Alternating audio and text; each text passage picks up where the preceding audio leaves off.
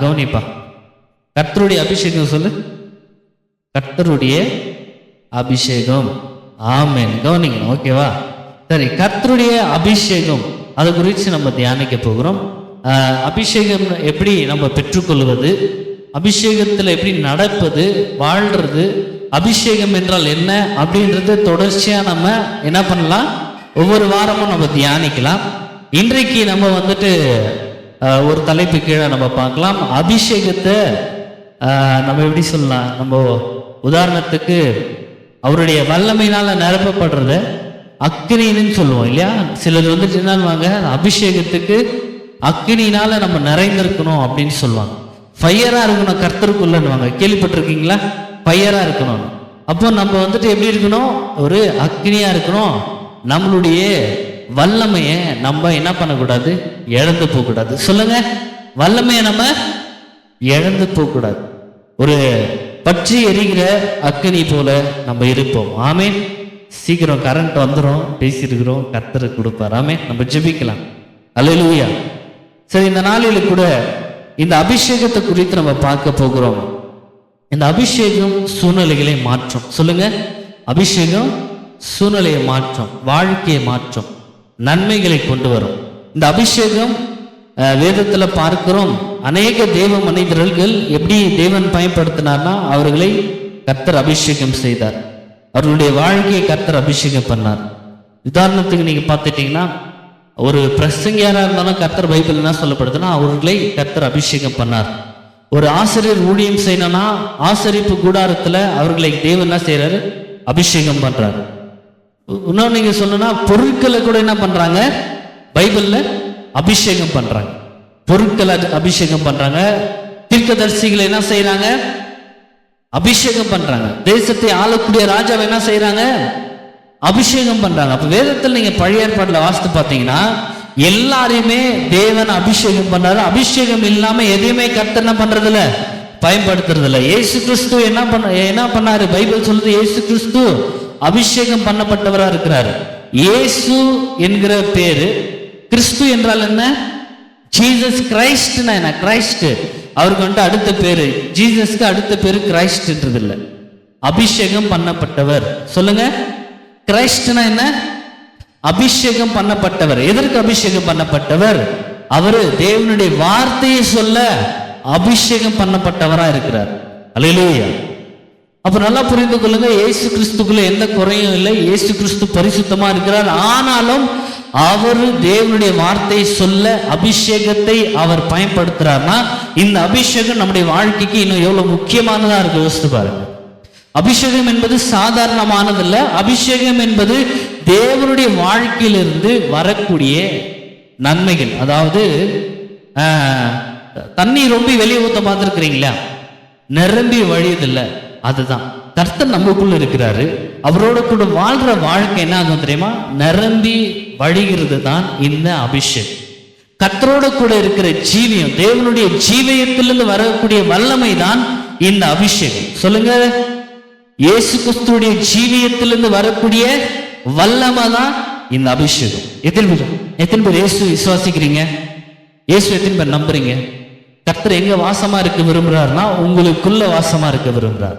இப்ப நம்ம அவரோட கூட இணைந்து செயலாற்றும் பொழுது, இணைந்து வாழும் பொழுது, நம்மள அறியாம தேவனுடைய வல்லமை நம்மளுக்கு மேல, நம்ம மற்றவங்களுக்கு ஜெபிக்கும் பொழுதோ, இல்லை நம்ம நடந்து போகும்போதோ, இல்லை நம்ம ஏதாவது தொடும் பொழுதோ, அந்த அபிஷேகம் அதை நிரப்போம். நீங்க தொடுகிற காரியம் எல்லாம் ஆசீர்வாதமா முடியும். ஆமென்.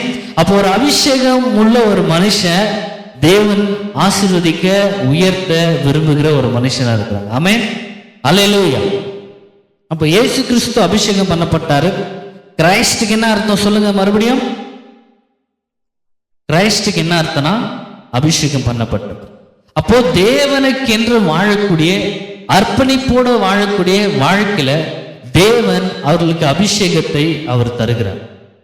சும்மா அர்ப்பணிப்பு இல்லாதவங்களுக்கு இல்ல, அர்ப்பணிப்போடும் தேவனோட கூட ஐக்கியமா அவருடைய உறவுல இருக்க, அவரோட கூட ரொம்ப ஜெனியூனா அவரோட கூட பேச உறவாட இருக்கிற விரும்புகிற ஜனங்களுக்கு கர்த்தர் இந்த அபிஷேகத்தினால் அவர்களை நிரப்புகிறார்.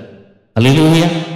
சோ வேதம் சொல்லுகிறது, இந்த அபிஷேகம் நுகங்களை முறிக்கும் என்று வேதம் சொல்லுகிறது. நம்முடைய டேலண்ட் நுகங்களை முறிக்கும் சொல்லல. அதெல்லாம் என்ன? நம்முடைய பாரங்கள், நம்முடைய அழுத்தங்கள், நம்முடைய டேலண்ட் முறிக்கும் நான் சொல்லுது. பைபிள் சொல்லுது அபிஷேகம் நம்முடைய நுகங்கள், நம்முடைய பாரங்கள், நம்முடைய வலி வேதனைகளை என்ன பண்ணோம்? முறிக்கும்னு சொல்லப்படுது. ஏன்னா அபிஷேகத்துல அவ்வளோ வல்லமை இருக்கு. இதை பத்தி கேட்கிறவங்க மூஞ்சி இப்படி இருந்தாக்கா வந்துட்டு ரொம்ப கவலைகரமா இருக்கும். பக்கத்தில் இருக்கிறவங்களை பார்த்து சும்மா ஸ்மைல் பண்ணுங்க பார்க்கலாம். பக்கத்தில் இருக்கிறவங்களை பார்த்து சும்மா ஸ்மைல் பண்ணுங்க. Very good. சரி, இந்த நாளில் கூட நீங்க நல்லா புரிந்து கொள்ளுங்க, அபிஷேகம் வாழ்க்கைக்கு ரொம்ப ரொம்ப முக்கியமானது. ஆமென். சத்ருவானவன் இதை குறித்து, இந்த அபிஷேகத்தை குறித்து சத்ரு எப்படி அபிஷேகம்ன்றது என்னன்னா நல்லா புரிந்து கொள்ளுங்க. அபிஷேகம் என்பது சத்ருவானவனை அச்சுறுத்துற ஒரு வல்லமையா இருக்கு. ஆனால் இந்த அபிஷேகத்துக்கு ரொம்ப எகேன்ஸ்டா செயல்படுறது யாருன்னா சாத்தான் தான். சத்ரு வந்துட்டு பயப்படுறது எதுக்குன்னா இந்த அபிஷேகத்துக்கு. அதுதான் வந்துட்டு இந்த காலகட்டத்தில் சொல்லக்கூடிய அந்தி கிறிஸ்துடைய ஆவின்னு சொல்லலாம். சொல்லுங்க, என்ன ஆவி? அந்தி கிறிஸ்துடைய. அந்தி கிறிஸ்துன்றது என்ன? பொய்யான கிரைஸ்ட். அவன் என்ன? அந்தி கிறிஸ்துவா இருக்கிறான். கிறிஸ்துவுக்கு அபிஷேகம் பொய்யான அபிஷேகமா இருக்கு. ஏன்னா அவன் கிறிஸ்துவ அவருடைய அந்த அபிஷேகத்துக்கு அவன் பயப்படுறான். அவனுடைய மெயின் இன்டென்ஷன் என்ன பார்க்கறான்னா, இந்த அபிஷேகத்தை அவன் என்ன பண்றான்? கொச்சப்படுத்த பார்ப்பான், அவமானப்படுத்த பார்ப்பான். அல்லது ஒருவேளை நீங்க அபிஷேகத்துல இருக்கிறீங்கன்னா, நீங்க அந்த அபிஷேகத்தை விரும்பினாலோ அதை என்ன பண்ணுவான்? உங்களை விட்டு இழந்து போகும்படி, நீங்க அந்த அபிஷேகத்துல இல்லாத இருக்கும்படி அவன் அதை விரும்புவான். ஒருவேளை நீங்க அபிஷேகத்துல நிரப்பப்பட்டு இருப்பீங்கன்னா, தேவனுடைய வல்லமையினால் நிரப்பப்பட்டிருப்பீங்கன்னா, தேவ ஆவியினால் நிரப்பப்பட்டிருப்பீங்கன்னா, அவனை நீங்க என்ன பண்ணுவீங்க? ஓட விட்டுருவீங்க, அவனை எதிர்த்து நிற்பீங்க, அவன் வாழ்க்கையில செயல்பட முடியாது, நீங்க வெற்றி பெறுவீங்க என்பது அவனுக்கு தெரியும். அதனால தான் இந்த அபிஷேகத்திற்கு இந்த அந்தி கிறிஸ்து ஆவியா செயல்படுகிற சாத்தான் மிகவும் தந்திரமா செயல்படுறான். அதனால தான் நீங்க பார்த்துட்டீங்கன்னா ரொம்ப ஜெனியூனான தேவனுடைய ஆவியானவருடைய செயல்களை அநேகர் நீங்க பார்த்துட்டீங்கன்னா கேலி கிண்டல் பண்ணுவாங்க. அபிஷேகத்தை, அதாவது ரொம்ப ஜெனியூனா சொல்றேன். ஜெனியூனா என்ன? ஒழுக்கமா தேவனுடைய செயல்கள் சிலது பார்த்துட்டீங்கன்னா பலர் என்ன பண்ணுவாங்க தெரியுமா? அது குறித்து வீடியோ போடுவாங்க, கேலி கிண்டல் பண்ணுவாங்க. ஏன் தெரியுமா? இது யார் செய்யறதுன்னா இது பின்புறமா சாத்தானுடைய செயல்.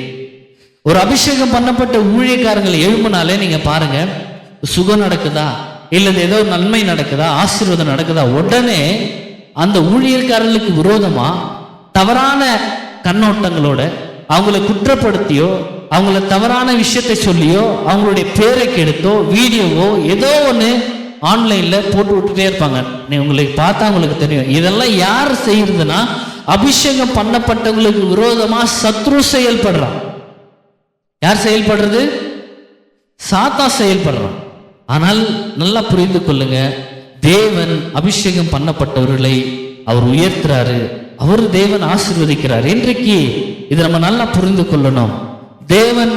தேவனுக்குள்ள இருக்கிற அந்த வாழ்க்கை நம்மை அவர் உயர்த்து விரும்புகிறார்.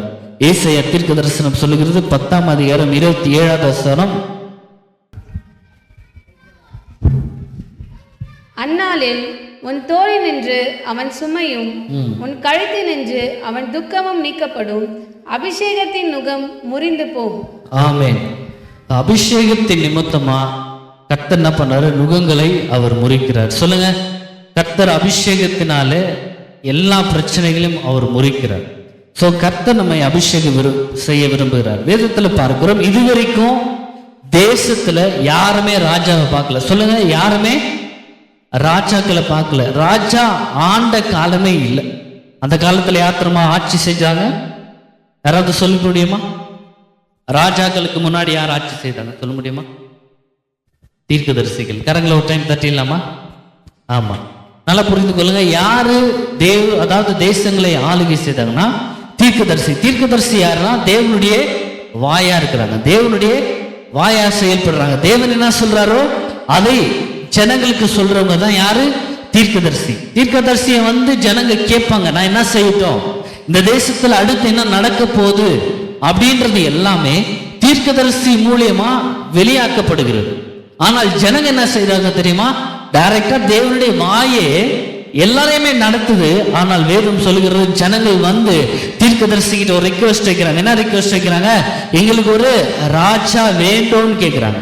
இது வரைக்கும் ராஜா யாரையுமே பார்க்கல. இது வரைக்கும் ராஜானா என்னன்னு தெரியாது. எங்களை ஆள்றதுக்கு தேவன் மாத்திரம் இல்லை, தீர்க்கதரிசி மாத்திரம் இல்லை, எங்களை ஆள்றதுக்கு யார் வேணும்? ஒரு மனுஷன் வேணும் அப்படின்னு கேட்கிறாங்க. மனுஷன் தான் கேட்டது ராஜாவை. கர்த்தர் என்ன பண்ணல? கொடுக்கல. ஏன்னா தேவன் தான் எப்படி இருக்கிறாரு? ராஜாவா மாத்திரம் இல்ல, ராஜாதி ராஜாவா இருக்கிறார். தேவன் நம்மளை ஆட்சி செய்ய விரும்புறார். தேவன் நம்மளுக்கு ராஜாவா இருக்க ஆசைப்படுறார். ஆனா மனுஷன் தேவனை தள்ளிட்டு யாரை சூஸ் பண்றான்? மனுஷன் எனக்கு ராஜாவா இருக்கணும்னு கேட்கிறான். உடனே சாமுவேல் உட்கார்ந்து என்ன பண்றாரு? தீர்க்கதரிசி புலம்புறாரு, தேவ சமூகத்துல அழுகுறாரு. என்ன ஏன் அழுகுற? இல்ல ஆண்டவரே, அவங்க வந்துட்டு ராஜா வேணும்னு கேட்கிறாங்க. சரி விடு, என்ன தானே புறக்கணிச்சாங்க, உன்னை புறக்கணிக்கலையே. ஆண்டவர் இப்ப எவ்வளவு நல்லவர, என்ன தானே தள்ளிட்டாங்க, உன்னை தள்ள இல்ல, பரவாயில்ல, உன் மூலியமா நான் இந்த ஜனங்க கிட்ட பேசுறேன். கர்த்தருடைய இருதயம் ரொம்ப அருமையானது. அதை வேற கோணத்துல நீங்க பார்த்துட்டீங்கன்னா அவருடைய இருதயம் ரொம்ப கடினமா தெரியுற போல இருக்கும். ஆனா அவருடைய அன்பு ரொம்ப பெரியது. அவரு புறக்கணிச்சாங்க ஜனங்க, ஆனா அந்த ஜனத்தை கர்த்தர் நேசித்து தீர்க்கதரிசி மூலமா தொடர்ந்து ராஜாவை கொடுக்கும்படி தேவன் திட்டமிடுகிறாரு. அதை வாசிக்கலாம். 1 சாமுவேல் 9ஆம் அதிகாரம் 19வது வசனம்.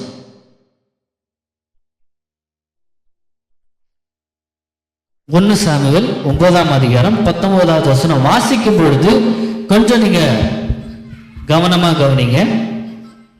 சாமுவேல் சவுலுக்கு பிரதியுத்தரமாக, ஞானதிஷ்டிக்காரன் நான் தான். நீ எனக்கு முன்னே மேடையின் மேல் ஏறிப்போ. நீங்கள் இன்றைக்கு என்னோட போஜனம் பண்ண வேண்டும். நாளை காலமே நான் உன் இருதயத்தில் உள்ளது எல்லாவற்றையும் உனக்கு அறிவித்து. நல்லா புரிந்து கொள்ளுங்க. ராஜாவா போற யாருன்னா சவுல். இங்க பைபிள் என்ன சொல்லப்படுது? சாமுவேல் தீர்க்கதரிசி சவுலை மீட் பண்ண போறார். சவுல் எங்க போயிட்டு இருக்கிறாரு? தன்னுடைய தகப்பன் வாங்கி கொடுத்த கழுதை தொலைஞ்சு போச்சு. சொல்லுங்க, கழுதை தொலைஞ்சு போச்சு. இந்த காலத்துல BMW எப்படியோ அந்த காலத்துல வந்துட்டு கழுதை தான் ரொம்ப காஸ்ட்லி. கழுதை மேலதான் எல்லாம் என்ன பண்ணுவாங்க? டிராவல் பண்ணுவாங்க. கழுதை மேலதான் எல்லா பொருட்களை கொண்டு போவாங்க. ஒரு 10 கழுதை வச்சுட்டு இருக்கிறான்னா அவன் தான் பெரிய பணக்காரன். ஒரு 2-3 கழுதை வச்சுட்டு அவன் தான் ஒரு பெரிய ஐஸ்வர்யமான். ஆனால் இந்த சவுலுன்ற ஒரு சாதாரண மனுஷனுடைய கழுதை என்ன ஆச்சு? தொலைஞ்சு போச்சு. சொல்லுங்க, பக்கத்தில் இருக்கிறவங்களை பார்த்து, கழுதை தொலைஞ்சு போச்சு. சரியா? தொலைஞ்சு போச்சு. அவன் மனசு வேதனையோட தகப்பன் வாங்கி கொடுத்த இந்த கழுதையை தேடிட்டு இருக்கிறான். அது நிமித்தமா அவனுடைய சிந்தை ரொம்ப சோர்ந்து போச்சு. அவன் ரொம்ப கவலைப்பட்டு இருக்கிறான். கழுதை தொலைஞ்சு போச்சு. இப்ப தீர்க்கதரிசி அந்த வழியா வராரு. சொல்லுங்க, தீர்க்கதரிசி அந்த வழியா வராரு. தீர்க்கதரிசி பேர் என்ன? சாமுவேல். சாமுவேல் அந்த வழியா வரும் பொழுது நடக்கிறது என்னன்னா, சாமுவேல் என்ன பண்றாரு? சவுலை பார்க்கிறாரு. சவுல் வந்துட்டு என்ன பண்றாரு? சாமுவேலை பார்த்துட்டு கேட்கிறாரு அந்த வார்த்தை. அதுதான் சொல்லப்படுது, நீ இன்றைக்கு என்னோட கூட நீ தங்கு. அவர் என்ன கேட்கிறாரு? எனக்கு தேவை, என்னுடைய தேவை. என் வீட்டுக்கு போனா எங்க அப்பா என்ன பண்ணுவாரு?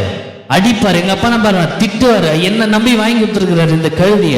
ஒரு கழுதை கூட பார்த்துட்டு தெரியலடா கழுதை அப்படின்னு ஏதாவது சொல்லிட்டு போறாரு அப்படின்னு பயந்துட்டு அவன் என்ன பண்றான்? கழுதி எப்படியாவது கூட்டிட்டு போனோன்ற கவனத்துல இருக்கிறான்.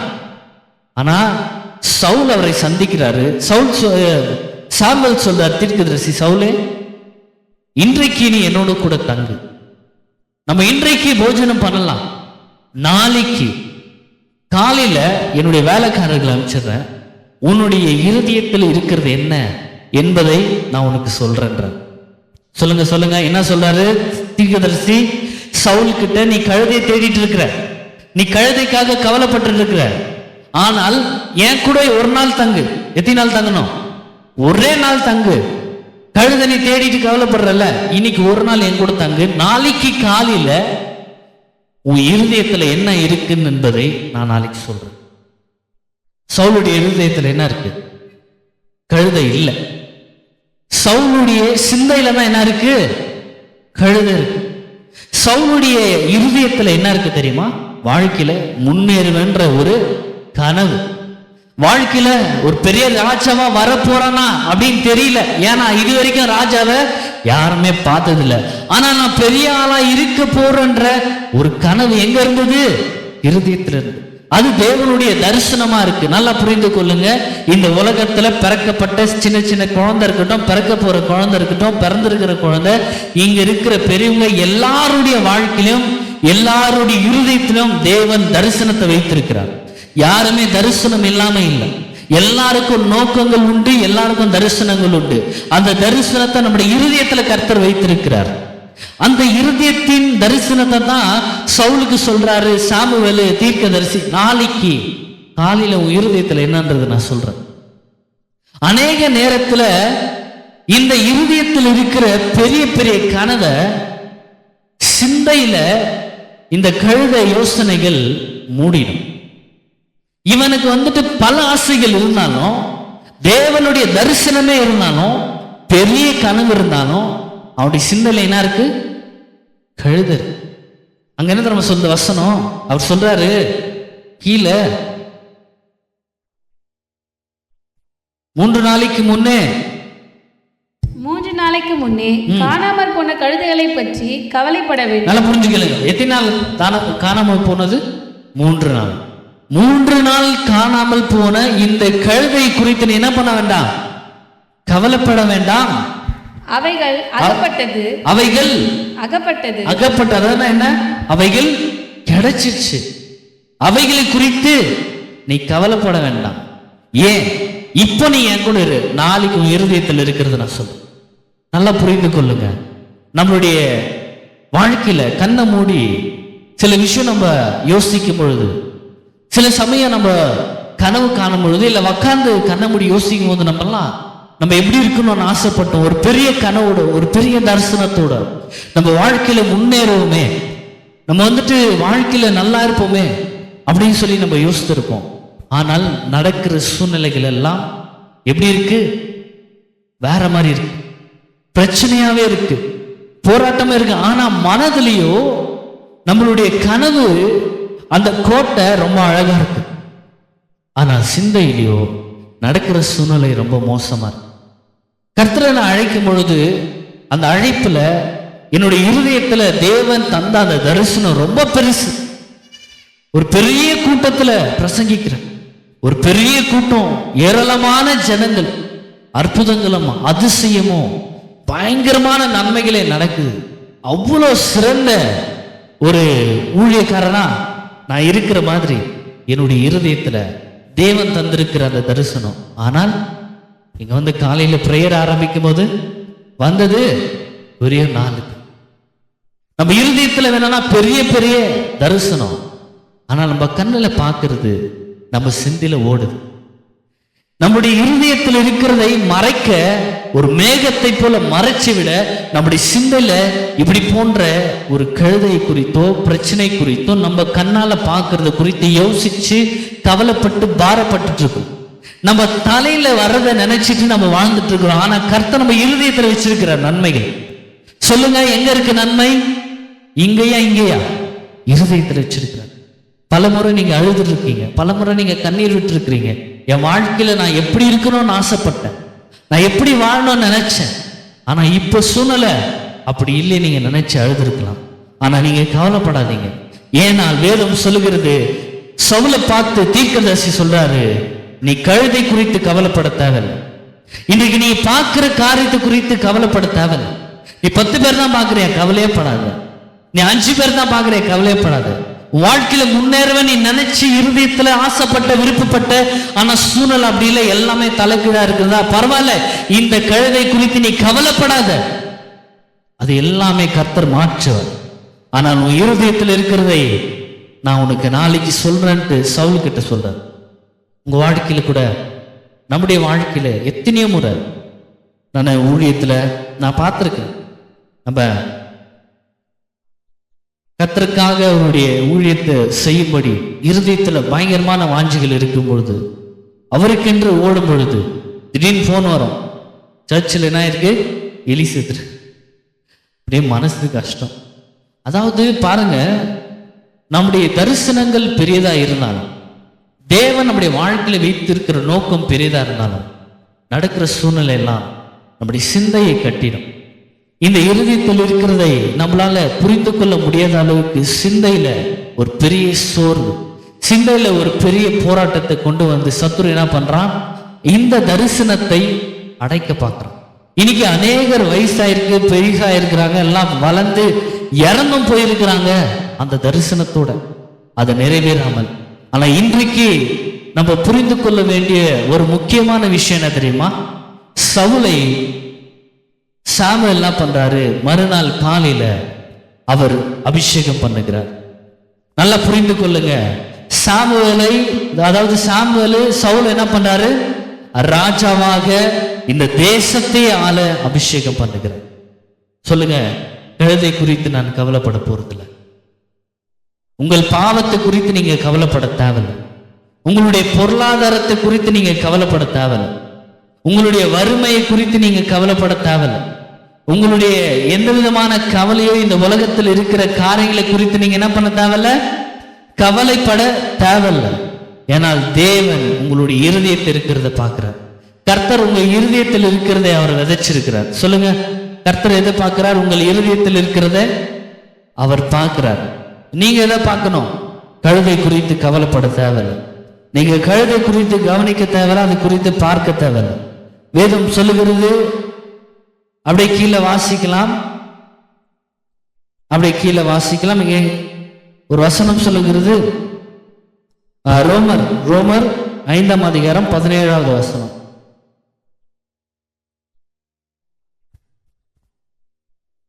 ரோமர் 5:17. ஒருவனுடைய மீறுதலினாலே அந்த ஒருவன் மூலமாய் மரணம் ஆண்டு கொண்டிருக்க கிருபையின் பரிபூரணத்தையும் நீதியாகிய ஈவின் பரிபூரணத்தையும் பெறுகிறவர்கள் இயேசு கிறிஸ்து எனும் ஒருவராலே ஜீவனை அடைந்து ஆளுவார்கள் என்பது அதிக நிச்சயம் அல்லவா? ஆமென். வேதம் சொல்லுகிறது, இயேசு கிறிஸ்துவின் மூலமா நம்ம இந்த உலகத்தை ஆளுவோம் என்பது அதிக நிச்சயமா இருக்கு. இப்ப நல்லா புரிந்து கொள்ளுங்க, கர்த்தர் நம்மை அபிஷேகம் பண்ணியிருக்கிறார். சவுலை தேவன் அபிஷேகம் பண்ணார். சவுலை தேவன் ராஜாவாக அபிஷேகம் பண்ணார். அவன் தேடிட்டு இருந்தான், ஓடிட்டு இருந்தது, அவனுடைய மனதில் இருந்ததெல்லாம் கழுத. ஆனால் அவனுடைய இருதயத்தில் இருக்கிற அந்த வேண்டுதலை தேவன் நிறைவேற்றினார். இன்றைக்கு உங்களுடைய இருதயத்தில் இருக்கிற அந்த வேண்டுதலை, உங்க இருதயத்தில் இருக்கிற தேவனுடைய நோக்கத்தை கர்த்தர் நிறைவேற்றும்படி அவர் உங்களை அபிஷேகம் பண்ண விரும்புகிறார்.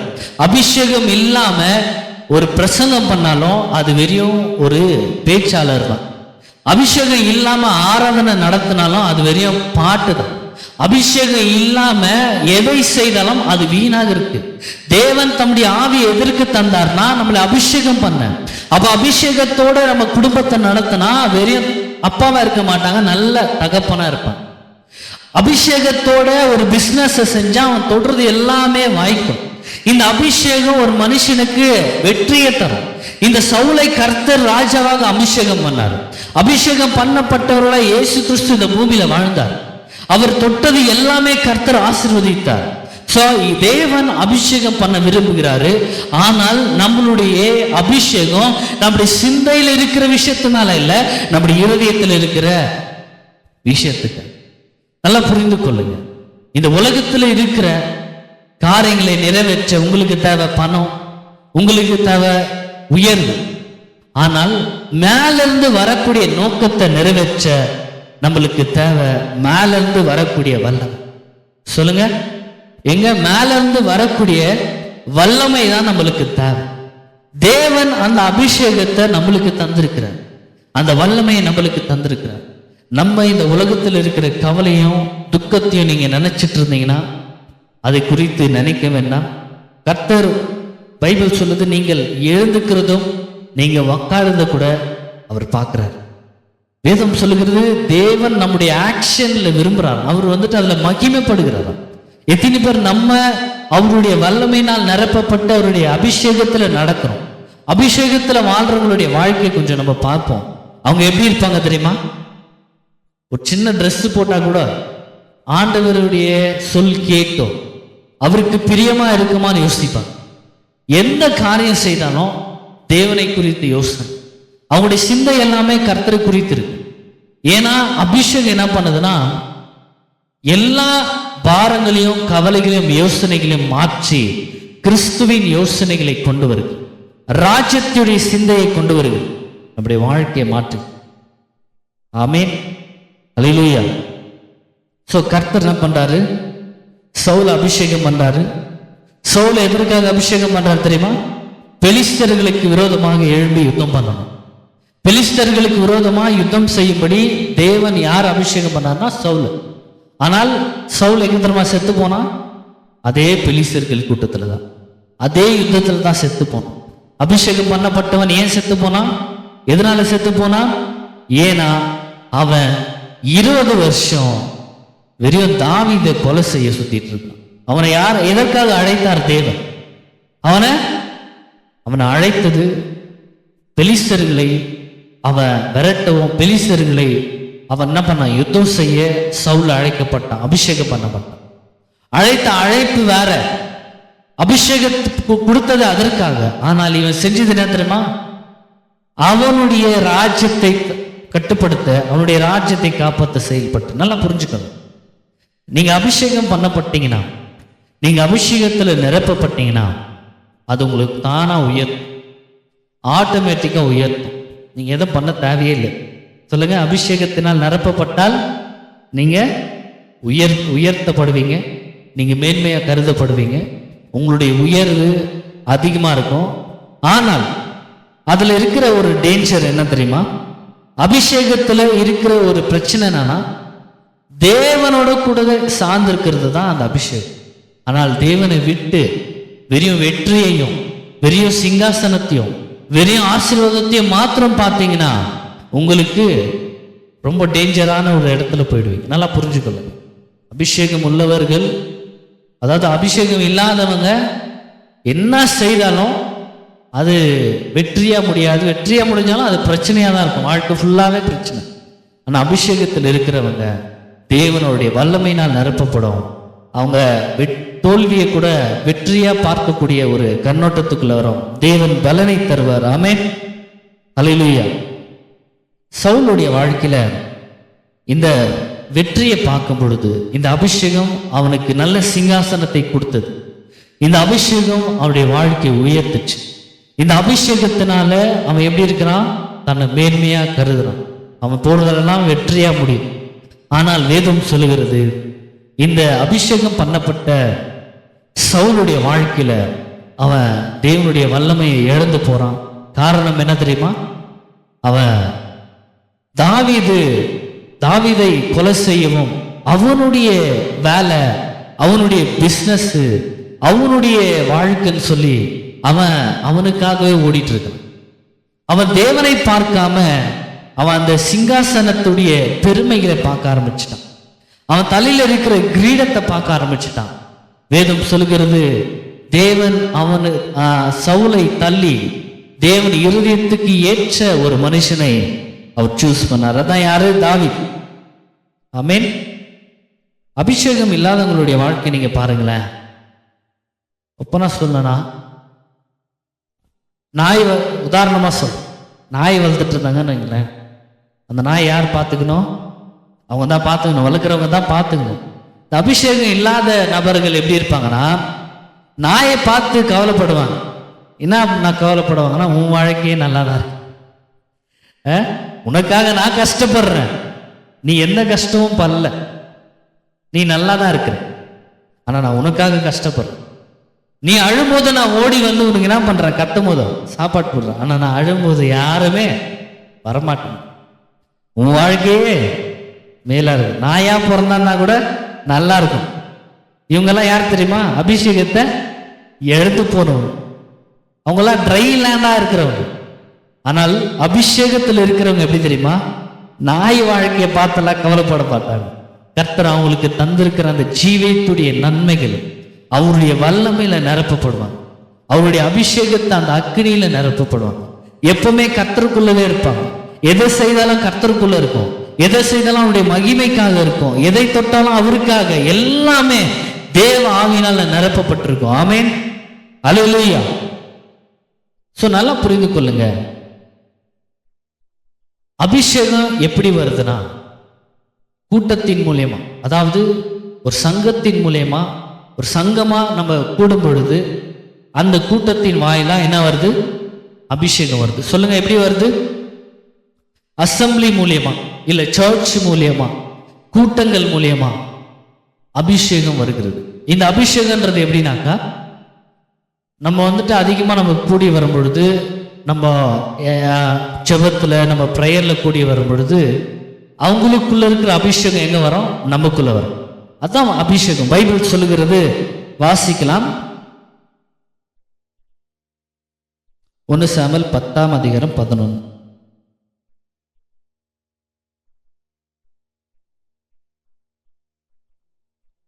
அதற்கு முன்னே அவனை அறிந்தவர்கள் எல்லோரும் அவன் தீர்க்கதரிசிகளோடு இருந்து தீர்க்க தரிசனம் சொல்லுகிறதை கண்டபோது, கீசின் குமாரனுக்கு வந்தது என்ன?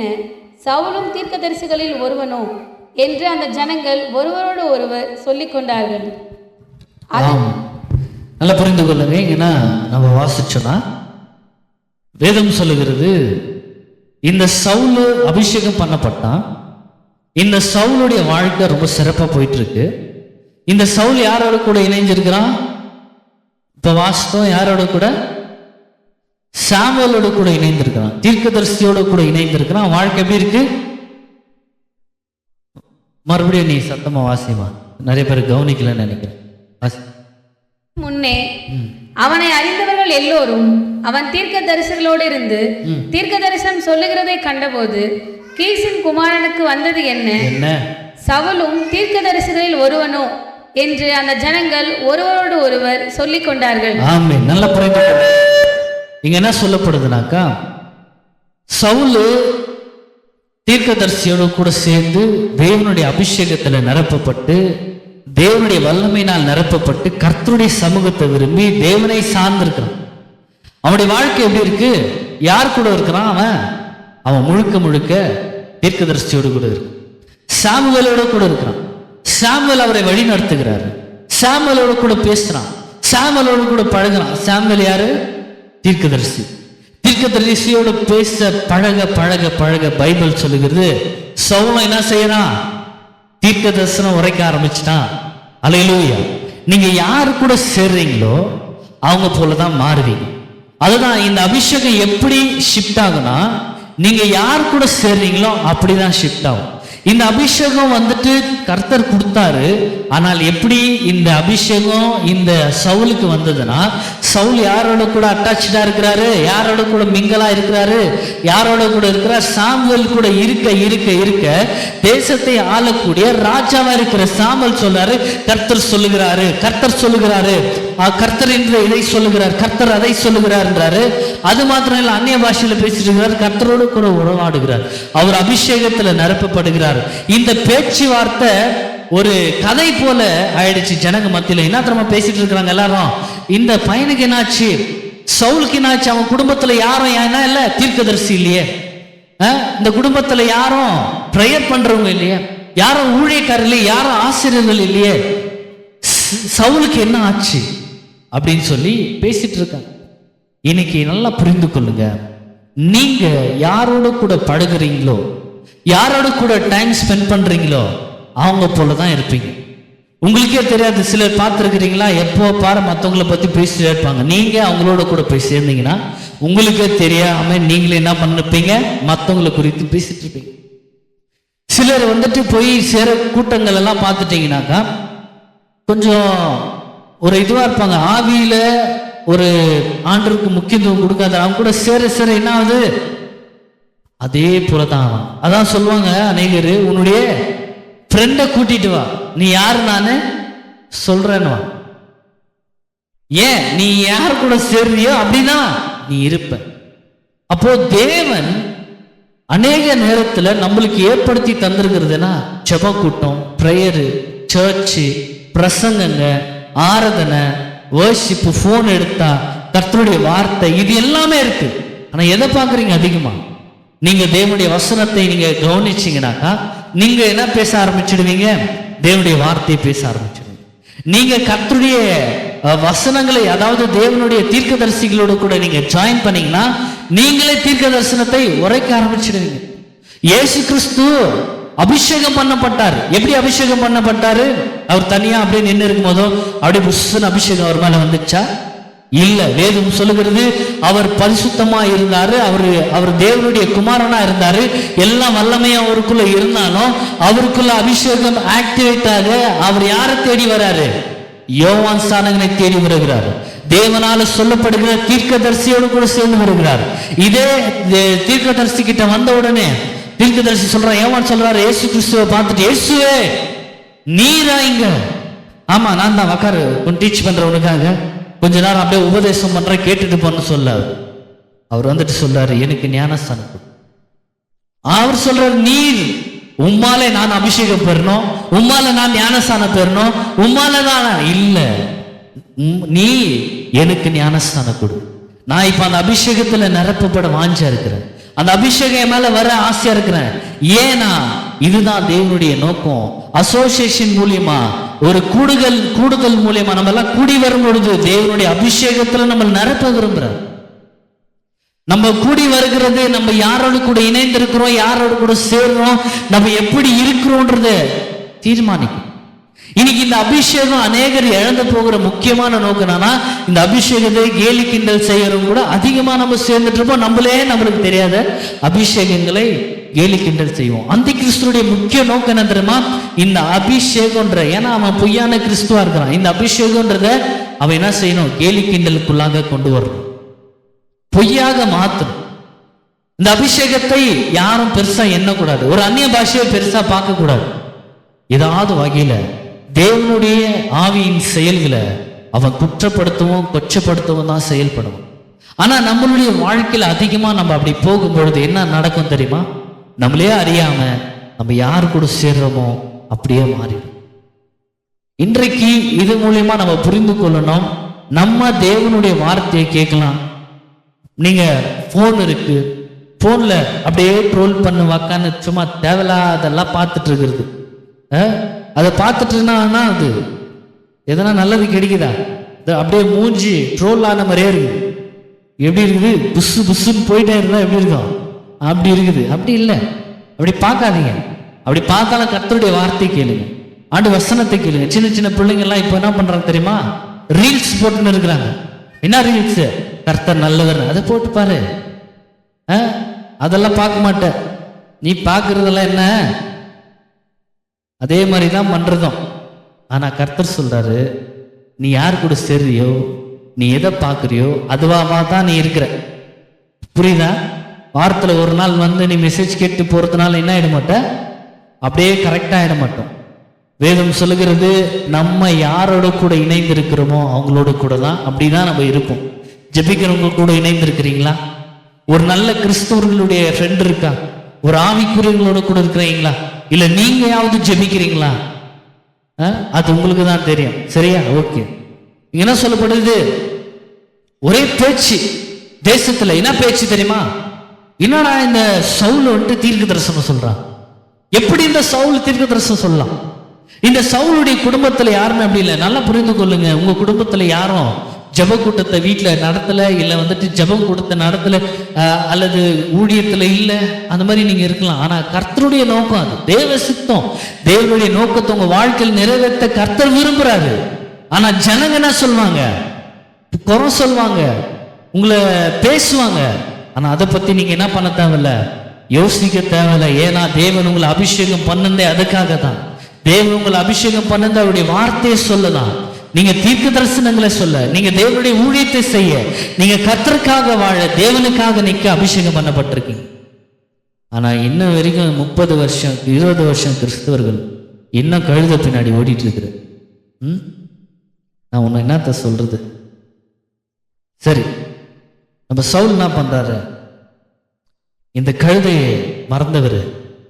அவர் என்ன பண்றாரு? அவர் கட்டத்துல நல்ல மனுஷன், தேவனோடு கூட இருந்தார். இயேசு கிறிஸ்துவும் வேதத்துல பார்க்கிறோம், அவர் அபிஷேகம் பண்ணப்படுறாரு.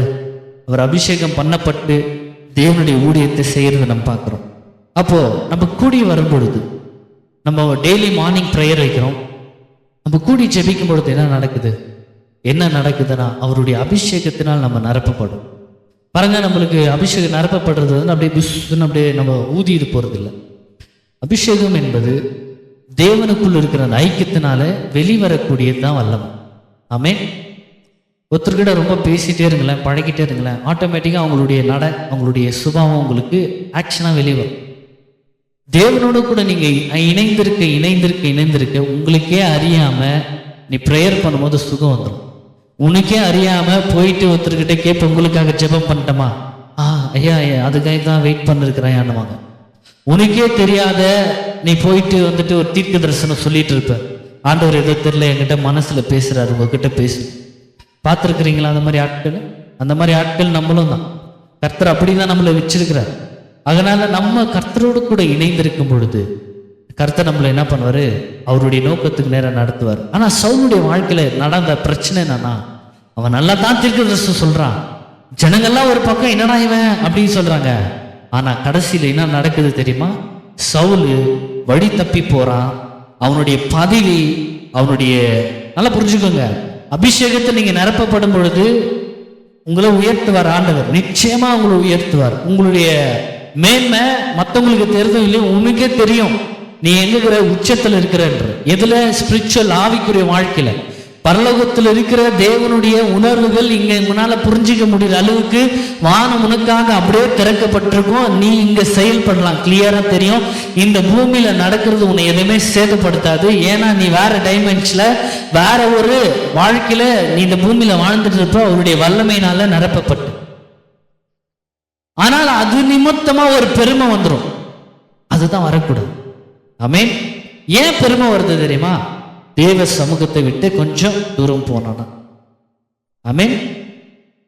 தேவ ஆவியானவர் சவுலை நல்லா பயன்படுத்துறாரு. சவுலை கர்த்தர் நிரப்பினாரு. ஆனால் வேதம் சொல்லுகிறது, நீதிமொழிகள் 13:20 ஒரு சொல்லுது, ஞானிகளோட சஞ்சரிக்கிறவன் ஞானம் அடைவான். வாசிக்கலாம். ஆமா, 13:20. ஞானமானது 13:20. ஞானிகளோடு சஞ்சரிக்கிறவன் ஞானமடைவான், மூடருக்கு தோழனோ நாசமடைவான். ஞானிகளோடு சஞ்சரிக்கிறவன் ஞானமடைவான், மூடருக்கு தோழனோ நாசமடைவான். ஆமா, என்ன சொல்லப்படுதுன்னா, ஞானிகளோடு கூட சஞ்சரிக்கிறவன் ஞானம் அடைவான், மூடரோடு கூட இருக்கிறவன் நாசம்தான் அடைவான். அவன் வாழ்க்கை ஒண்ணுமே இல்லாததான். அப்போ ஞானிகளா இருக்கிறவங்க கூட நீங்க என்ன பண்ணுங்க, சேருங்க. நல்லா ஜெபிக்கிறவங்க கூட சேருங்க. போயிட்டு கூப்பிட்டு உட்கார வச்சு ஜெபம் பண்ணுங்க. கூடி ஜெபிக்கலாம் வான்னு சொல்லுங்க. கர்த்தருடைய வார்த்தையை கேளுங்க. ஆமென். அல்லேலூயா. ஞானத்துல சிறந்த ஞானம் தேவனை தேடுறது தான். ஏன்னா நம்ம எல்லா வழியும் கர்த்தருக்கு பிரியமா இல்லை. நம்முடைய வழியெல்லாம் நம்மளே கண்ட்ரோல் பண்ண முடியாது நம்மள. ஆனால் தேவனை சார்ந்து அவரை சூஸ் பண்ணி வாழ்ற கொடுத்தா என்ன ஞானமான ஒரு வழி. அப்போ அநீதி உள்ளவங்க கூட, ஞானமற்றவங்க கூட நம்ம சேரணும்னா என்ன ஆகும்? நம்ம வாழ்க்கை பிரச்சனையில தான் போய் முடியும். எத்தனை பேர் இங்க இருக்கிறீங்க, யாரு கூட சேர்ந்துட்டு இருக்கீங்க? உங்களுடைய க்ளோஸ் ஃப்ரெண்டு யாரு? அநேக பிஸ்னஸ் மேன் எப்படி முன்னேறுவாங்க வாழ்க்கையில் பார்த்துக்கிறீங்களா? அநேக பிஸ்னஸ் பண்ணுறவங்கெல்லாம் நல்லா கவனிங்க. பெரிய பெரிய பிஸ்னஸ் மேன் எல்லாம் எப்படி வாழ்க்கையில் பிஸ்னஸில் இன்னும் முன்னேறாங்க தெரியுமா உங்களுக்கு? அவன் என்ன பண்ணுவான் தெரியுமா? பிஸ்னஸ் மேன் கூட போய் சேருவான். பிஸ்னஸ் பண்ணுறவங்க கூட ஃப்ரெண்டு வைப்பான். அவனுடைய பிஸ்னஸை ஷேர் பண்ணுவான். அவனுடைய பிஸ்னஸை டெவலப் பண்ணுவான். அவங்ககிட்ட இருக்கிற ஐடியா இவங்ககிட்ட வரும். அப்போ நம்ம கர்த்தருடைய பிள்ளைகளோடு கூட சேரும் பொழுது, நம்ம கூடி வரும் பொழுது, அந்த மூலியமா அபிஷேகம் நம்மளுக்கு வருகிறது. அல்லேலூயா, அல்லேலூயா. அது மாத்திரம் இல்லாம நல்லா புரிந்து கொள்ளுங்க, சவுலை வழி நடத்தும்படி சாமுவேல் இருக்கிறார். நம்மளை வழி நடத்தும்படி ஒரு ஊழியக்காரரை நீங்க என்ன பண்ணணும்? சூஸ் பண்ணணும். அது மாத்திரம் இல்லை, இன்னைக்கு அநேக நேரம் நம்ம என்ன பண்றோம்னா, இந்த சவுலுடைய வாழ்க்கையில இவரை நடந்திருக்கிறாங்க. இன்னைக்கு நான் என்னுடைய லைஃப்ல பார்த்துருக்கிறேன். நிறைய பேர் வந்துட்டு என்கிட்ட வந்துட்டு நிறைய கேள்வி கேட்பாங்க, இல்லை சில கொஸ்டின்ஸ் கேட்பாங்க. நிறைய பேர் ஃபாலோ பண்ணியிருக்கிறாங்க. அவங்க வந்துட்டு நான் அவங்கள கண்டினியூவாக ஃபாலோ பண்ணணும், அவங்ககிட்ட பேசணும்னு அவங்களுக்கு விருப்பம் இருக்கும். ஆனால் அவங்க எதுவுமே சொல்லவே மாட்டாங்க. நம்மளே போயிட்டு அவங்கள வாலண்டரியாக என்ன பண்ணோம், பேசணும்னு எதிர்பார்ப்பாங்க. என்னை வந்துட்டு இவர் வழி நடத்தினா நல்லா இருக்குமேன்னு எதிர்பார்ப்பாங்க. ஆனால் வாலண்டரியாக எதிர்பார்ப்பாங்க தவிர்த்து எதுவுமே கேட்க மாட்டாங்க. அப்படியும் அவங்க வந்துட்டு கேட்கலன்னா என்ன நம்ம நினச்சிப்பாங்க, அவங்களே இவருக்கு பெருமை ஆயிடுச்சு, இவரு பொறாம ஆயிடுச்சு. நல்லா புரிந்து கொள்ளுங்க, கர்த்தர் நம்மளை வழி நடத்த விரும்புகிறாரு. அபிஷேகம் பண்ணப்பட்ட சில ஊழியர்களோடு கூட நம்ம தொடர்ந்து பிரயாணம் பண்ணும் பொழுது கர்த்தர் நம்மளை ஆசீர்வதிப்பார். அது மாத்திரம் இல்லை, இந்த சவுல் வந்துட்டு அபிஷேகம் பண்ணப்பட்ட தீர்க்கதரிசியோடு கூட அவர் மிங்கலா இருந்த காரணம் என்னன்னா, சவுல் அநேக நேரம் எப்படி தெரியுமா, நம்ம கேள்வி மூலியமா அல்லது ஏதோ ஒரு கூட்டத்தின் மூலியமா மாத்திரம் நம்ம இந்த ஊழியர்களை பின்பற்றாம, சில சமயம் சில ஊழியர்களை நான் ஃபாலோ பண்ணோம் இல்லை அவங்க என்னை கைட் பண்ணணும்னு விரும்பியிருக்கிறேன். எனக்கு தெரிஞ்ச ஒரு அருமையான ஒரு அண்ணன், அவர் பேர் வந்து ஆண்ட்ரூ. அவர் பாஸ்டரு, கேஜிஎஃப்ல இருந்தார். அங்கேருந்து சென்னை வந்து செட்டில் ஆகிட்டார். கேஜிஎஃப்ல அவர் இருக்கும் பொழுது அவருடைய பிரசங்கெல்லாம் கேட்டிருக்கிறோம். அவர் ரொம்ப அற்புதமான ஒரு மனுஷன், ரொம்ப அருமையான வர்ஷிப்பர், நல்லா டீச் பண்ணுவார், டீச்சரு. அவர் ஒரு அப்போஸ்தலர் போல் எல்லாமே செய்வார். அவர் வந்துட்டு என்னை கைட் பண்ணணுன்னு ரொம்ப ஆசை. ஆனால் நான் கூட்டத்தில் ஒரு ஓரமாக தான் இருப்பேன். நான் எப்படி வந்துட்டு ஏன் இதை நான் சொல்கிறேன்னா, நிறைய பேருக்கு ஊழியர்கள் கைட் பண்ணணும்னு ஆசை இருந்தாலும் அவங்க கேட்டாலும் எல்லா டைமும் வந்துட்டு என்ன பண்ணுவாங்க, குறை சொல்ல ஆரம்பிச்சிடுவாங்க. ஊழியர்களை கைட் பண்ணுறது ரொம்ப நல்லது, ஃபாலோ பண்ணுறது ரொம்ப நல்லது. ஆனால் எல்லா டைமும் அது நடக்காது. எல்லா டைமும் கவனிக்க மாட்டாங்க. சில சமயம் விட்டுட்டு போயிடுவாங்க. எனக்கு தெரிஞ்ச ஒரு ஊழியர், அவர் இப்போதான் நல்லா வந்தார். அவருக்கு நிறையா பேர் வந்துட்டு கேள்விகள், கிட்டத்தட்ட பயங்கரமான கேள்வி. ஆனால் எல்லாருக்கும் அவரால் என்ன பண்ண முடியாது, ரிப்ளை பண்ண முடியாது. ஆனால் உடனே மெசேஜ் பண்ணவங்க எல்லாருமே மேக்சிமம் நிறைய பேர் அவருக்கு எகெயின்ஸ்டாக தான் பேசினாங்க. அவருக்கு பெருமை வந்துச்சு, அவருக்கு திமிர் வந்துச்சு. ஏன் இதை சொல்கிறேன்னா, அபிஷேகம் பண்ணப்பட்டவங்களுக்கு குற்றம் சாட்டவோ அவங்கள குறை சொல்லவோ ஆட்கள் எதனால் எழும்புறாங்கன்னா, ஃபஸ்ட்டு எதுனா இதுதான். என்ன, அவங்களுக்குள்ள இருக்கிற பிஸியாக இருப்பாங்க ஏதாவது ஒரு வேலையா, உடனே பெருமை அவங்களுக்குள்ள அப்படின்னு நினச்சிப்பாங்க. பட் அப்படியெல்லாம் இல்லை. நல்லா புரிந்து கொள்ளுங்க. சில சமயம் நம்ம வாலண்டரியாக ஒரு ஊழியக்காரோடு கூட போயிட்டு மிங்கலாகி அவங்க நம்மளை நடத்தணும்னு நீங்கள் விரும்புனீங்கன்னா, இங்கே பைபிளில் சொல்லுது, சவுல் வாலண்டரியாக போய் சாமுவேல்கிட்ட பேசுகிறார். சாமுவேல்கிட்ட பேசுறது மாத்திரம் இல்லை, சாமுவேலுக்கு சர்வீஸ் பண்ணுறாரு. நல்லா புரிந்து கொள்ளுங்க, என்ன பண்ணுறாரு, சர்வீஸ் பண்ணுறாரு. உங்களால் சில ஊழியர்களை பார்க்க முடியல, பேச முடியல, ரொம்ப பிஸியாக இருக்கிறாங்களா, பரவாயில்ல. ஆனால் நீங்கள் அவங்களுக்கு சர்வ் பண்ணுங்க.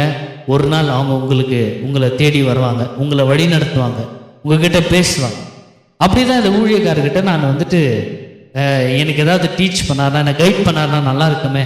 அப்புறம் ரட்சிக்கப்பட்ட ஒரு ஆரம்பம், எல்லா விஷயத்துக்கும் ரொம்ப வீக்காக இருப்பேன், ரொம்ப கஷ்டமாக இருக்கும்போது அவர்கிட்ட பேச முடியாது. ஆனால் என்ன பண்ணேன்னா, அவருக்கு என்ன தேவை அப்படின்றத யோசித்தேன். அவர் ஒரு சின்ன ஆள் ஒன்று ஓப்பன் பண்ணியிருந்தார். அந்த ஆளில் ஒரு சீனரிஸ் மாதிரி வைக்கிறதுக்கு ஒரு செய்யலாம் அப்படின்னு சொல்லி நானே வாலண்டரியாக, அவர் கேட்கல, எதுவுமே செய்யலை, அதை செஞ்சு எடுத்துகிட்டு போய் நான் கொடுத்தேன்.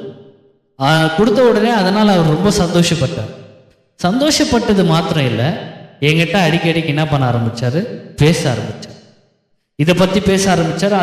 அந்த வசனமும் அவருக்கு ரொம்ப தொடுதலாக இருந்தது. அந்த கிஃப்ட், அந்த சர்வீஸ் மூலயமா அவர் ரொம்ப பிளெஸ்ஸிங் ஆனார். அதனால் அவர் அடிக்கடிக்கு என்கிட்ட பேசுறது மாத்திரம் இல்லாமல் என் லைஃப்பில் ஒரு நல்ல ஒரு வழிகாட்டியாக இருந்தார். அவர் தான் என்னை பைபிள் காலேஜுக்கு போய் சொல்லி படிக்க வச்சார். அவர் தான் வந்துட்டு உறுதுணையாக இருந்தார், ஒரு வழிகாட்டியாக இருந்தார். ஆனால் நான் முன்ன போய் அவருக்கு சர்வ் பண்ணாமல் அவர் வருவாரா, அவர் செய்வாரா, நான் கேட்குறேன் அப்படின்றத விட சர்வ் பண்ணுறது மிகவும் நல்லது. உதாரணத்துக்கு நம்ம அருமையான பிள்ளை இருக்காங்க, வீட்டில் நம்ம ப்ரேயர் நடத்திட்டு இருக்கிறோம். சர்ச் முடிஞ்சவொடனே வீட்டுக்கு போகணும். நான் சர்ச் முடித்து வீட்டுக்கு போகிறேன். ஒரு ஃபோன் அடிச்சுட்டு, அண்ணன் நீங்கள் வந்துட்டு வீட்டில் இருக்கிறீங்களா? இருக்கிறேன். நான் வீட்டுக்கு வரேன் நான் சொல்லிட்டு ஒரு டிஃபனில் ஒரு ஸ்பெஷலான ஃபுட்டு, அந்த ஃபுட்டுனா அவங்களுக்கு தெரியும், அதை எடுத்துகிட்டு வந்து நம்மளுக்கு என்ன பண்ணாங்க, சர்வ் பண்ணாங்க. அதாவது இது என்ன காமிக்குதுன்னா, அண்ணன் வந்துட்டு என்னை வழி நடத்துவார், என் குடும்பத்தை வழி நடத்துவார் நல்ல வழியில், ஆண்டுடைய வார்த்தையில். இப்போ சர்வீஸ் மூலியமாக நம்ம அணுகிறதுனால நம்மளால் என்ன பண்ண முடியாது, அவங்கள குற்றப்படுத்த முடியாது. ஆனால் இதே வேற வழியில் நீங்கள் ஊழியக்காரங்களை உங்களை வழி நடத்தணும்னு விரும்பி நீங்கள் அவங்கள அணுகும் பொழுது சில சமயம் உங்களுக்கு சரியாக ரிப்ளை பண்ண முடியலனாலும் உடனே என்ன ஆகும்னா அது நிமித்தமாக குற்றப்படுத்த ஆரம்பிப்போம். ஆமென். இங்கே என்ன நடக்குதுன்னா, சவுல் சாமுவேல் கிட்ட சர்வீஸ் மூலியமாக தான் அணுகிறான். சாமுவேல் கிட்ட வந்த உடனே அவன் என்ன கேட்குறான்னா, ஐயா உங்களுக்கு என்ன தேவை, உங்களுக்கு என்ன வேணும், நான் என்ன செய்யட்டேன் உங்களுக்குன்னு கேட்குறேன். இப்படி தான் அவங்க ஒன்றா இணைகிறாங்க. இது ஏன் உங்களுக்கு சொல்கிறேன்னா, நம்முடைய வாழ்க்கையில் ரொம்ப முக்கியமானது. இங்கே என்ன நடக்குது, நம்முடைய சவுல் தேவனுடைய சமூகத்தை விட்டு விலகிற ஒரு முக்கியமான ஒரு நேரம் என்னன்னா, அவருடைய பதவி அவருடைய பெருமையினால அவர் விழுந்து போறார். தேவன் சொல்றாரு சாமுவேல் கிட்ட, நான் என்ன தெரிந்து கொண்டேன், யாரை தெரிந்து கொண்டேன், இப்போ என்னுடைய இருதயத்துக்கு ஏற்றவனை நான் தெரிந்து கொண்டேன்னு சொல்லிட்டாரு. 20 வருஷம் தேவன் தெரிந்து கொண்ட பிரசன்ன பெரியப்போ அப்பா வர்றாரு. நல்லா புரிந்து கொள்ளுங்க. இங்க என்ன நடக்குதுனாக்கா, 20 வருஷம் கிட்டத்தட்ட அபிஷேகம் பண்ணப்பட்ட தாவீதை கொலை செய்ய சவுல் சுத்திட்டு இருக்கு. ஏன்னா அவனுடைய பதவியை காப்பாற்ற, அவனுடைய சிங்காசனத்தை காப்பாற்ற, அவனுடைய கிரீடத்தை காப்பாற்ற, அவனுடைய பெருமையை தக்க வைக்க அவன் ஓடிட்டு இருக்கான். இப்ப தீர்க்கதரிசி கிட்ட வந்தாலும் அவன் என்ன தெரியுமா கேட்கிறான், நீ வந்துட்டு நீ மதிச்செல்லாம் மதிக்கலன்னா அப்படியெல்லாம் இல்லை, நீ ஒரு தீர்க்கதரிசியா கர்த்தர்கிட்ட என்கிட்ட பேசுறாரோ பேசலையோ அதெல்லாம் எனக்கு தேவையில்லை, எனக்கு தேவை என்ன, சிங்காசனம். என் ஜனங்க எல்லாருமே என்ன பார்க்கணும், நான் ராஜாவா இருக்கிறத பார்க்கணும். அதனால எனக்கு நேரா தீர்க்க தரிசனத்தை பேசணும். சவுலு தப்பான வழியில போனான், சவுலு தேவ சமூகத்தை விட்டு போனான், சவுலு தேவனுடைய வார்த்தை கேட்க முடியல, இங்க சாமுவேல் கிட்டயும் கேட்க முடியல. இப்ப கடைசி என்ன தெரியுமா பண்றான், அவன் குறி சொல்றவங்க கிட்ட போயிட்டு கடவுள் என்ன சொல்றாரு கேட்டு சொல்லு. அவனுடைய மைண்ட் டோட்டலா என்னாச்சு, டேமேஜ் ஆச்சு. அவன் நல்லா புரிந்து கொள்ளுங்க. இந்த நம்ம கூடி வரும் பொழுது அபிஷேகத்தினால கர்த்தர் நம்மை நிரப்புவாரு. ரெண்டாவது, நம்மளை நிரப்பி உயர்த்தும் பொழுது நம்ம பிரச்சனையில போய் மாட்டிக்க கூடாது. அது என்ன பிரச்சனைனா, தேவன் இல்லாத அபிஷேகம் பிரச்சனைக்குள்ள கொண்டு போய் விட்டுடும். தேவன் இல்லாத அபிஷேகம் உங்களை பிரச்சனையில தள்ளிடும். ஆனா நீங்க அபிஷேகத்தோட தேவனோட கூட இருக்கும் பொழுது உங்களை கர்த்தர் உயர்த்தி வைப்பாரு. அவர் உங்களை அற்புதமா நடத்துவார்.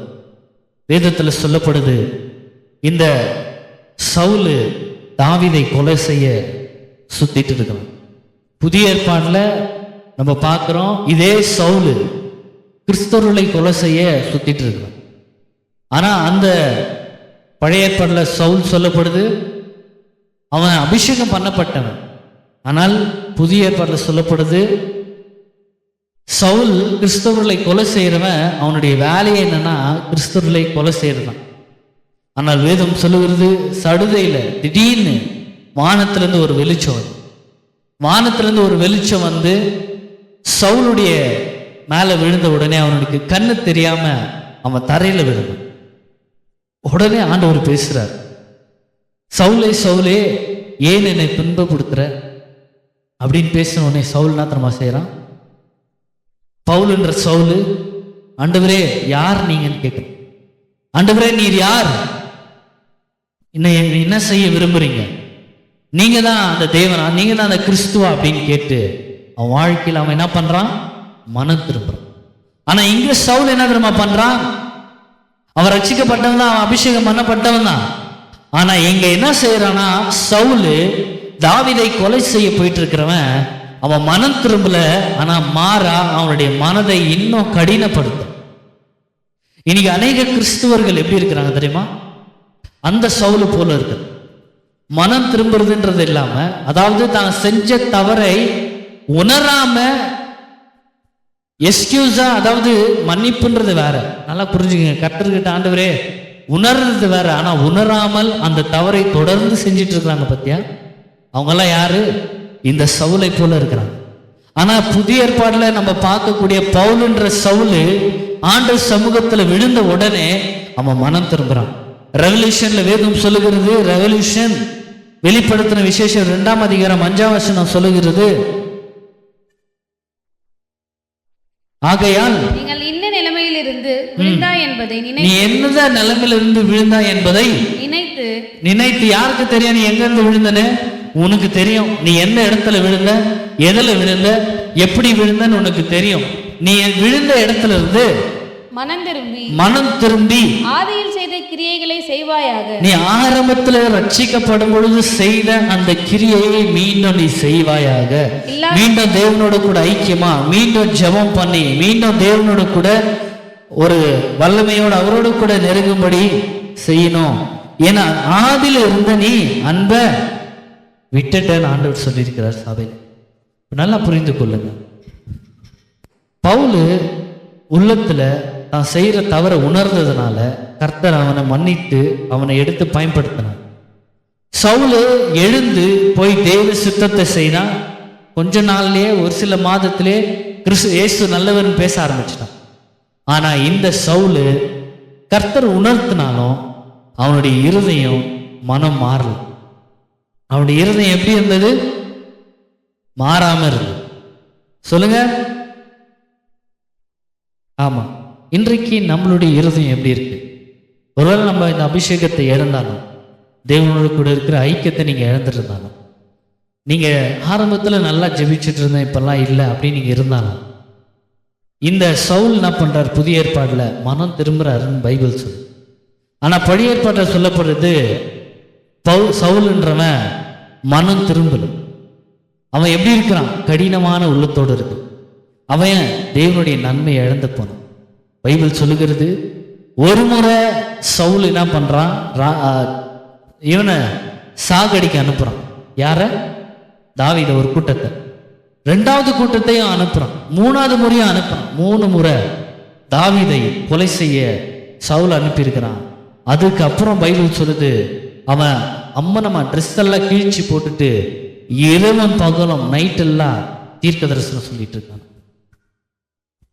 அதாவது அவருடைய பதவிக்காக, அவனுடைய மேன்மைக்காக, அவனை பாதுகாக்க. நல்லா புரிஞ்சுங்க. இயேசு, அதாவது நீங்க அபிஷேகம் பண்ணப்பட்டு கிறிஸ்துவர்களா இருந்தோம், நீங்க தேவனை முக்கியத்துவப்படுத்தலைன்னா, நீங்க தேவன் இல்லாத ஓடிட்டு இருந்தீங்கன்னா நீங்க பிரச்சனையில் இருக்கிறீங்கன்னு அர்த்தம். நீங்க பயங்கரமான போராட்டத்தில் இருக்கிறீங்கன்னு அர்த்தம். இந்த பெருமைகளும் இந்த மோசமான காரியங்கள் வந்து உங்க தலையில வந்து உக்காந்துரும். அது உங்களை என்ன செய்யாது? வாழ்வே விடாது. ஆமென். அந்த வசனத்தை வாசலாம். 1 சாமுவேல் 19:24.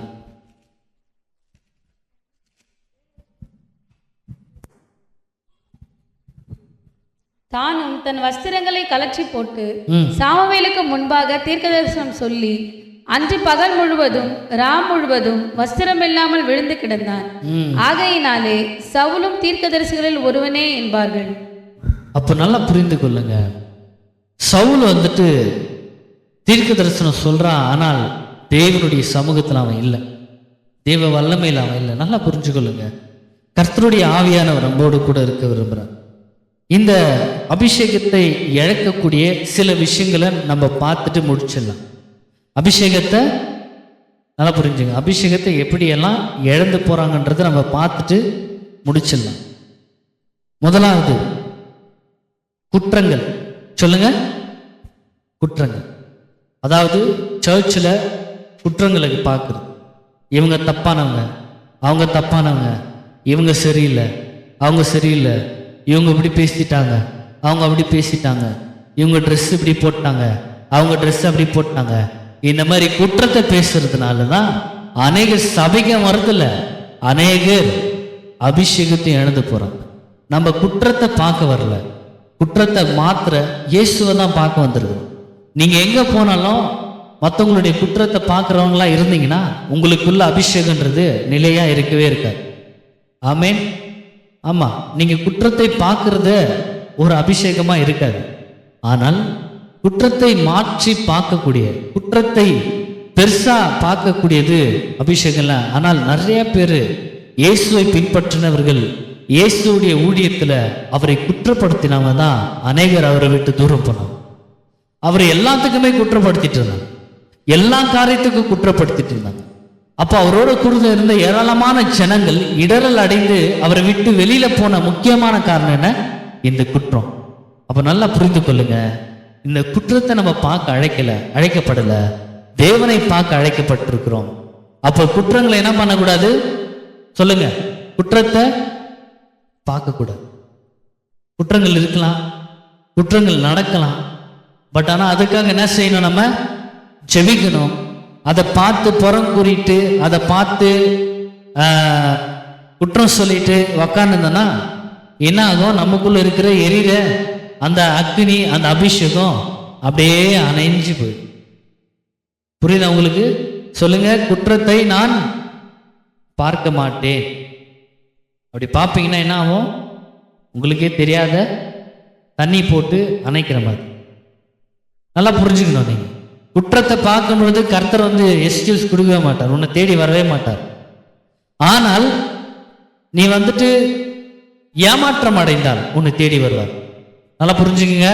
அபிஷேகம் குறைவாகிறதுக்கு சில விஷயங்கள். ஃபர்ஸ்ட் என்ன? குற்றத்தை பார்க்குறது. செகண்ட் என்ன? அதாவது ஏமாற்றம். சொல்லுங்க. நீங்க ரொம்ப வருஷமா ஒரு விஷயத்துக்காக ஜெபிக்கிறீங்க, அது நடக்கலைன்னும் போது அது என்ன? ஏமாற்றம். உடனே என்ன ஆகுது? மனம் சோர்ந்து போகுது. உன் அபிஷேகம் என்னவோ குறையும். ஆனா உன்னை தேடி தேவன் வருவார், உன்னை தேற்ற வருவார். ஆனா குற்றப்படுத்துகிறவர்களை தேடி வரமாட்டார். குற்றம் பார்க்குற, குற்றத்தையே பார்த்துட்டு இருக்கிறவங்களை இவங்க இப்படி பண்ணிட்டாங்க, அவங்க இப்படி பண்ணிட்டாங்க. வீட்டுக்கு நடந்துட்டு போயிட்டு இருக்கும்போது இன்னைக்கு வார்த்தை நல்லா இருந்தது, கர்த்தர் நம்மோட கூட பேசினார், இதெல்லாம் வராது வாயில.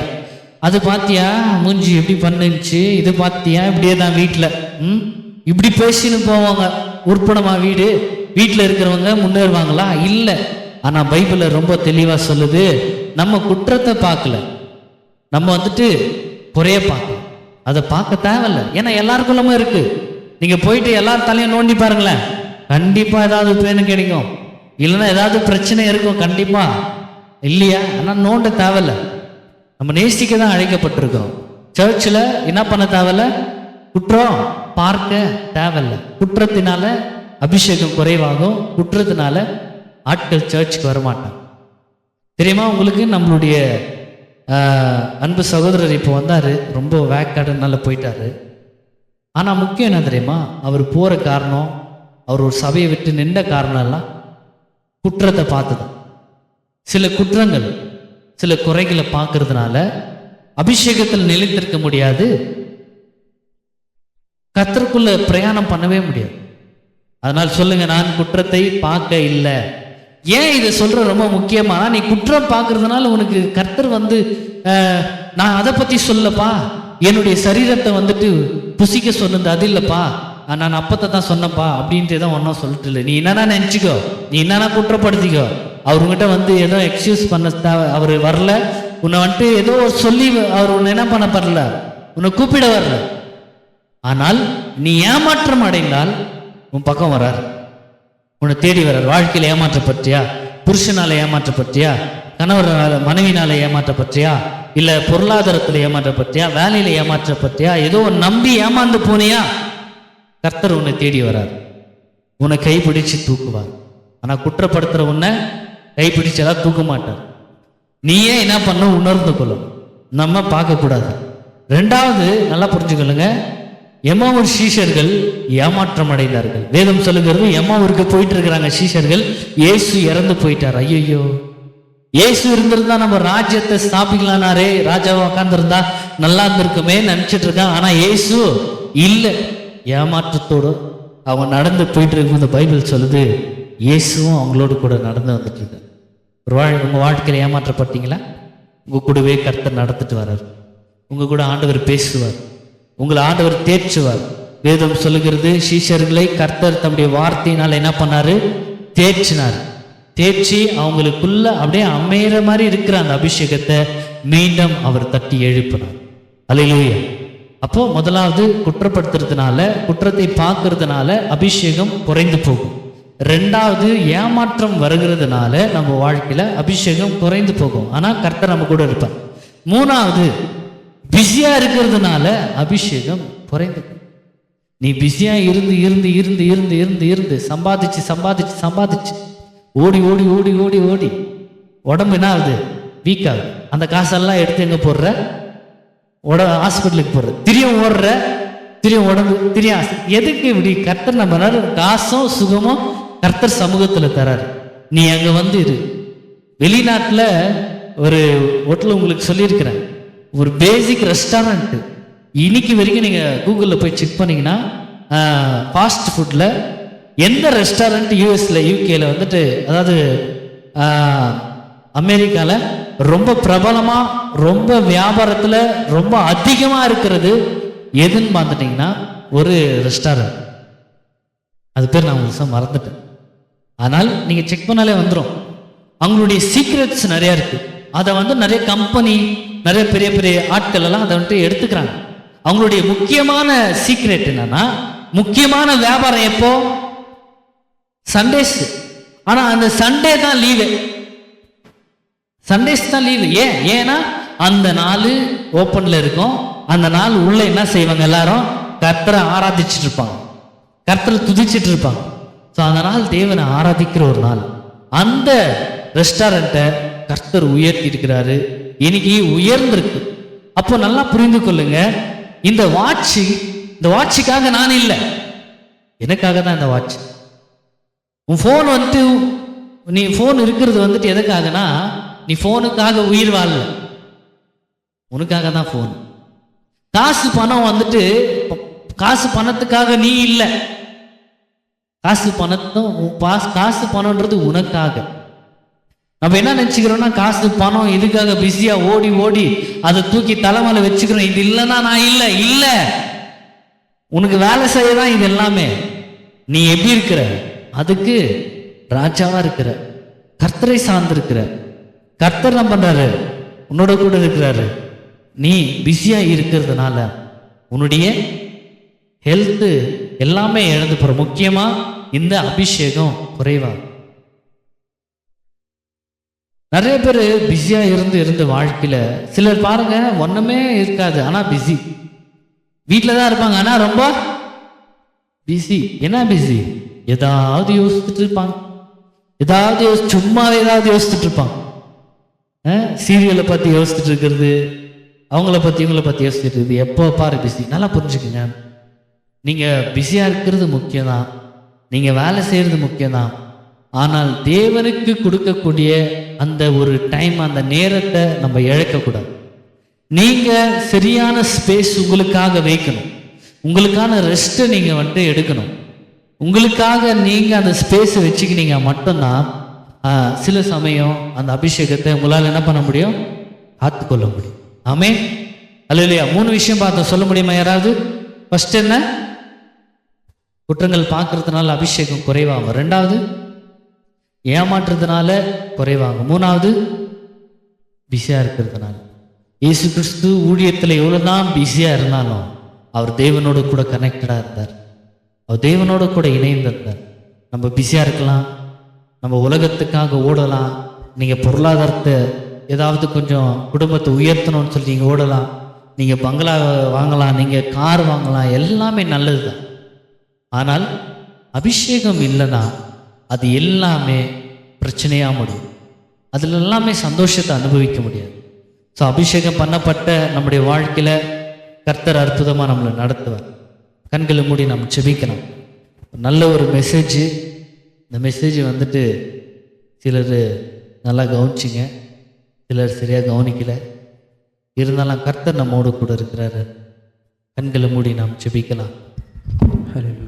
நாளை காலையிலேருந்து நம்மளுக்கு 5 மணிலேருந்து ப்ரேயர் இருக்குது. நீங்கள் எல்லாரும் உற்சாகமாக கலந்து கொள்ளுங்க. இன்னைக்கு சர்ச்சுக்கு வராதவங்களுக்கு நீங்கள் கால் பண்ணி 1 முறைக்கு 2 முறை இன்ஃபார்ம் பண்ணுங்கள், சொல்லுங்கள். நான் லிங்க் இன்னைக்கு அனுப்புகிறேன், அவங்கக்கிட்ட பேசி எல்லாரும் ஜாயின் பண்ணணும். சரிங்களா? ஓகே, நம்ம கண்களை மூடி நாம் ஜெபிக்கலாம். Praise you Jesus, praise you Jesus. ஹalleluya, ஹalleluya, ஹalleluya. எல்லாம் எழுந்து நின்று, எல்லாம் எழுந்து முன்னாடி வந்துடலாம். ஸ்தோத்திரம் ஆண்டவரே. அன்றைக்கு ராஜாக்கள் அபிஷேகம் பண்ணும்படி ஆண்டவர் தீர்க்கதரிசிகளை ஏற்படுத்தியிருந்தார். ஆனால் இன்றைக்கு நம்மளை அபிஷேகம் பண்ணும்படி ஆவியானவர் நமக்காக அவர் வந்திருக்கிறார். நம்ம அசட்டையாக நம்ம அநேக தரம் என்ன இருக்கிறோம், ஆனால் நமக்கான வேல்யூ ஆவியானவர் அவரோட அபிஷேகத்தை நம்ம தலைமீது வைத்திருக்கிறார். ஜஸ்ட் ஒரு நிமிஷம் தேவனை நோக்கி பார்ப்போமே, ஒரு 2 நிமிஷம் தேவனை நோக்கி பார்ப்போம். கேட்ட வார்த்தையின் வழியாக அந்த அபிஷேகத்துக்கான முக்கியத்துவத்தை நம்ம கொடுக்க ஆரம்பிப்போம். தேவனுக்கு நம்ம எந்த இடத்துல எப்போதும் நம்ம முக்கியத்துவம் கொடுக்க ஆரம்பிக்கிறோமோ எல்லா சூழலும் நம்ம சொன்ன மாதிரி அநேக வேலை செய்கிறோம். அதாவது மற்றவங்களை பெரிய பெரிய பிஸ்னஸ் செய்கிறவங்களை காட்டிலும் அதிகமாக பிஸியாக இருக்கிறது நம்ம தான் இருக்கிறோம் இல்லையா? அப்படிப்பட்ட பிஸியாக இருக்கிற நம்மளை ஒரு முக்கியத்துவம் கொடுத்து நமக்காக வந்து அவர் நம்ம மேலே அவர் அபிஷேகத்தை வைத்திருக்கிறார். அது ஏதோ தானோ அது ஒரு நம்ம அதை அலட்சியமாக எண்ணக்கூடாது. ஏசப்பா உங்கள் தலை மேலே கை வச்சு சொல்லுங்க, என் தலை மேலே உங்கள் அபிஷேகம் இருக்கு ஆண்டவரே. அப்பா அநேக தரம் உங்கள் அபிஷேகத்தை நான் ஆண்டவர் அசட்டை பண்ணியிருக்கலாம், அநேக தரம் உங்களுக்கு அதுக்கு முக்கியத்துவம் நான் கொடுக்காம இருந்திருக்கலாம். அப்பா ஆவியானவர் நீங்கள் என்னோடு கூட பேச விருப்பப்படுறீங்க, என்னோடு கூட உறவாட விரும்புறீங்க.